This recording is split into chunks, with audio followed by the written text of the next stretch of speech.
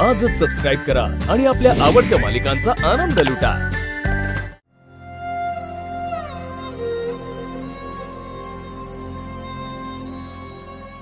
मंजिरी आई साहेब, या घराने ना मला तुमच्या रूपात आई दिली होती। तुम्ही पण माझ्यावरती खूप जीव लावलात, पण माझं नाईलाज आहे हो। तुम्हाला न सांगता मी घर सोडून जाते, मला माफ करा।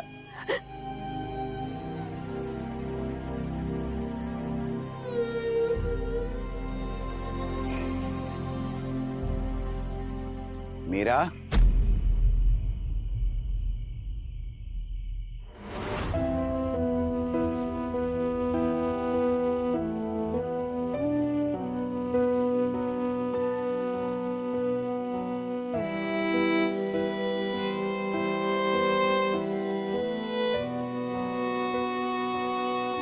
घर सोडून चाललेस आणि तेही कोणालाही न सांगता।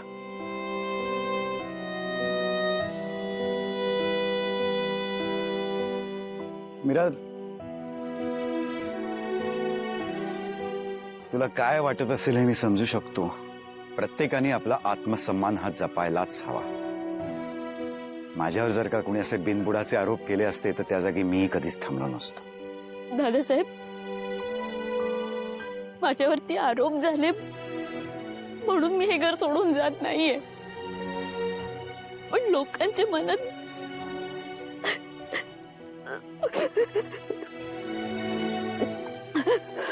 मीरा, ज्याप्रमाणे तू मला समजवलं होतंस ना की मी मंजिरीशी कसं वागावं, त्याचप्रमाणे मी तुला काहीतरी समजवायचा प्रयत्न करतोय। मीरा, सगळ्यांनी तुला जज केलं असेल चुकीच्या पद्धतीने, पण या घरात अशी एक व्यक्ती आहे जी तुला कधीच जज करणार नाहीये। त्या व्यक्तीचं तुझ्यावर मनापासून अतिशय प्रेम आहे,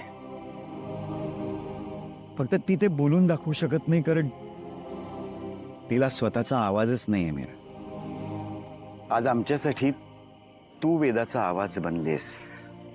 अंबिका गेली आणि वेदाने तिच्या चेहऱ्यावरचं हास्य गमावलं, स्वतःचा आवाज गमावला, पण तुझ्यामुळे,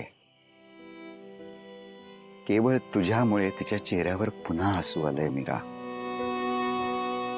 मीरा, तू काय निर्णय घ्यावास काय घेऊ नयेस हे मी तुला नाही सांगणार आहे, पण तू जो काय निर्णय घेशील तो घेण्यापूर्वी एकदा वेदाचा विचार कर। मोठ्या माणसांनी केलेल्या चुकीची शिक्षा तू त्या निष्पाप वेदाला नको देऊस।